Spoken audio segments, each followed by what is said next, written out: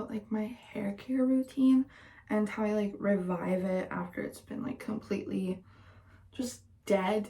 I've been doing a lot of research on like hair care and stuff, and I've been like following channels that like the other person has actually really done their research and actually like studied from textbooks that like cosmetologists would use. I don't even know. But I've been like really studying and trying to see what's like best for my hair and what I should do to make it shiny and not look so dull, because my hair kind of is really dull. Like I cut this, like I literally give myself a little trim. I cut all my dead ends and split ends and stuff, and it feels really soft, but it just looks dull because I want it to look shiny. My hair is super greasy right now. I tend to not wash my hair for like, I can go up to a week, like 5 days, not 7 days, like 5 days with my hair like still looking semi-fine. This is my hair right now.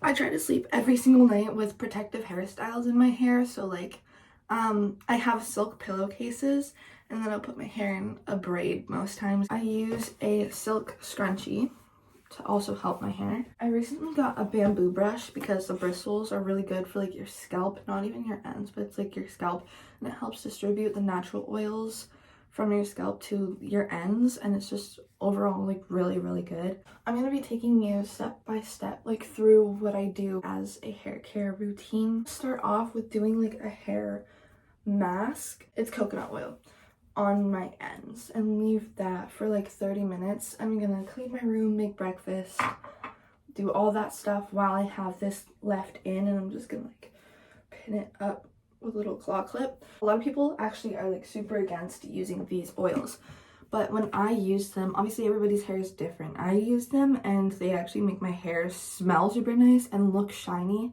and hydrated and stuff, but I only use them on my ends. So I'm gonna test it out on my roots because this is supposed to be like an anti-breakage serum, and I feel like that starts like at the roots to make your hair stronger. It's literally just a drop. Now after that's like in, I'm gonna be taking this little head massager.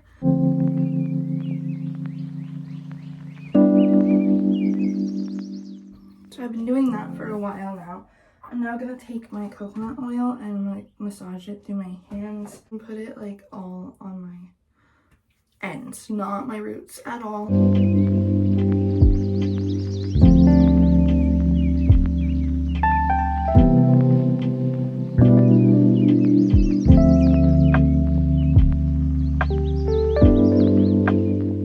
Now we go make breakfast and clean my room and put my clothes in the laundry. I'll set a timer for 30 minutes, and then after 30 minutes we'll come back and get into the shower. So as soon as I get in the shower, I like to completely soak my hair before putting in any products, and then I go in with my first shampoo, and this one's typically like a cheaper shampoo that kind of just initially cleans all of the dirt out of my hair, and I really try to scrub that in to get out all of the dirt and, I don't know, grease off. And I always double shampoo. Double shampooing will be your best friend, especially if you have oily hair. And typically I like to go in with like a more cleansing shampoo. I also have a clarifying shampoo, and this one's to really get off all of the product buildup that was ever in your hair. And it just makes your hair like just so nice. And it also, this shampoo really bubbles up and like, I think it's called emulsifies, I don't know. It's really good. And then always, once that's all in, I go in with like this little head brush thingy here, head massager, and work that through just to kind of get like a better cleaning, to really work all the buildup off of the hair, because there could be more than you know, especially if you're using like a lot of products and oils like I did at first. And then just rinse that all out really well, like make sure there's no shampoo left. Never put shampoo in your ends, only do conditioner on the ends. And before I put in a hair mask, I squeeze out all the water from my hair so I can really get all the benefits from a hair mask. Hair masks typically go in before conditioner, and you should never put them in like after conditioner, because I don't really know how that works. but I always put it in like a decent amount and only work that on my ends to mids.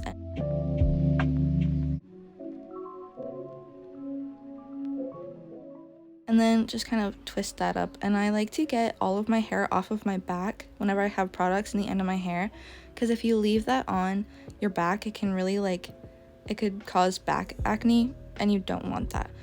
This is when I typically go in and shave my body and just leave that hair mask on for like the whole time I'm shaving, and then I wash it out after I'm done, and then I'll go in with my conditioner after that's all rinsed out.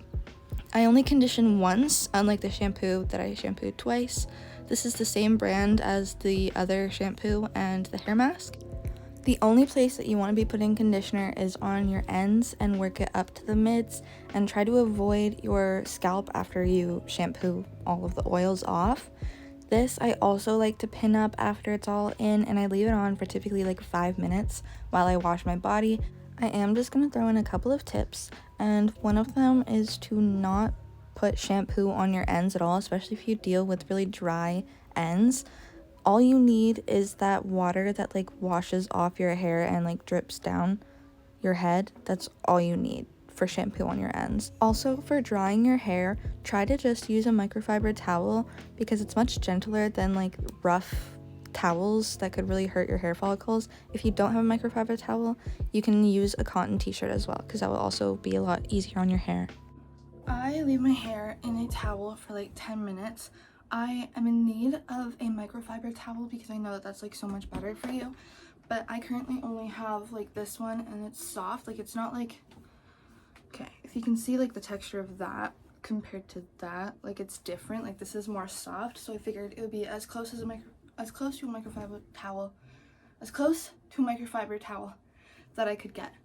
And I know a lot of people say like you can't brush your hair when it's wet, blah blah blah blah, but me having wavy hair, it's just not an option to not brush my hair, because my hair comes out more when it's dry, so I need to brush it when it's wet. So to make it easier, I like to use this I don't know what it's called, but this leave-in conditioner. It's a pretty good brand. It just makes my hair like softer, kind of, and it's just like easier. So I just kind of spray that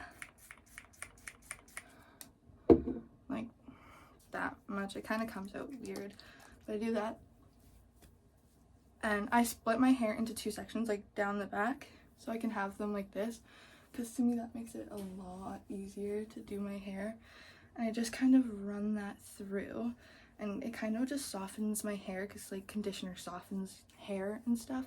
I also use conditioner to shave because it will soften like the hair on my legs. I have recently learned the term hair shedding, and so it is extremely different from hair fallout. If hair fallout is typically in like clumps and in one section of your hair, and you can like pull it out, and like chunks of hair will come out. If you have that, go to the doctor, because it could be a bigger problem. I just have hair shedding, where just like little strands of hair comes out when I brush it or when I'm like getting in the shower, and I feel like that's a pretty universal experience. Hair, actually, a lot of people think, I even thought like I was a part of this too, I used to never use heat on my hair. I'd always let my hair air dry like naturally, but my hair is super thick. I have so much hair, and it poofs up when I let it air dry, and it's also wavy, so when I brush it and then leave it to air dry, it goes crazy. So letting it air dry can actually do more damage than good. So blow drying it on like a cool setting is better for your hair. Leaving your hair to air dry for like more than 3 hours, if it's still wet after like the 3-hour mark, can actually cause a lot of hair fallout and breakage, and leave your hair like super brittle and dry. So I wouldn't suggest putting a lot of heat on it, like with a hot blow dryer, but if you just put it on the cool setting, leave your hair to air dry for like 20 to 30 minutes, even an hour. If it's still wet after that, I blow dry the rest.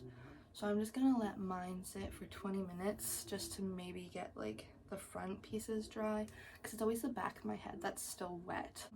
I'll leave that to do its thing I'll watch some YouTube videos, edit, because I need to edit, and then we'll come back to blow dry it. Always use heat protectant. I have this Redken heat protectant, and it's for frizz dismiss. My hair is in fact almost fully dry. Actually, no, it's not. It's been way longer than 20 minutes. By the way, it's actually been like an hour. I forgot to put heat protectant in. That's what we'll do. Okay, we're gonna ignore that actually. It was a long way. This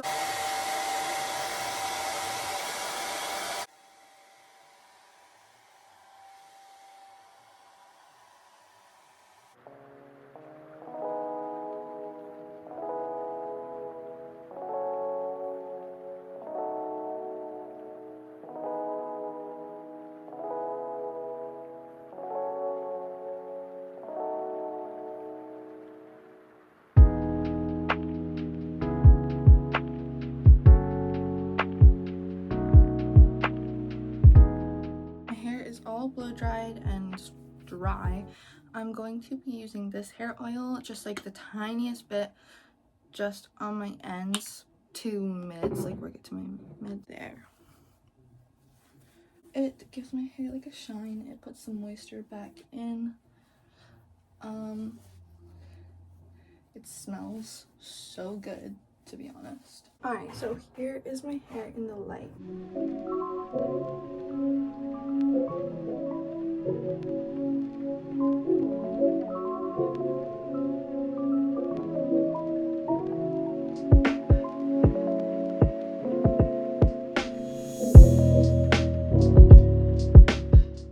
This clip is from like a day or two after my hair wash day, and this is when I did heatless curls. I never put heat on my hair. It's just like I try to avoid that at all costs. So heatless curls with like a bathrobe is the best way to go for getting this type of look. I hope you enjoyed the video. Please have a great day. Please subscribe. Love you. Bye.